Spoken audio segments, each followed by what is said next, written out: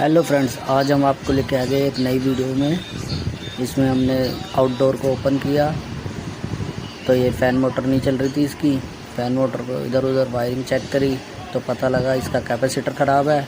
इसका capacitor change किया और चला के देखा तो एसी ऑन हो गया था। एसी ऑन किया तो इसके क्वार्टर के पाइप के यहाँ से लीकेज हो रही थी। इसकी लीकेज देखने आए ऊपर, कूलिंग तो कर रहा था पर लीकेज बहुत ज़्यादा थी जिसके कारण सारी गैस उड़ गई थी। प्रेशर बचाता ओनली। जैसे तैसे करके इसको कस्टमर को समझाया, वाल चेंज किया और गैस चार्जिंग करी। Thank you.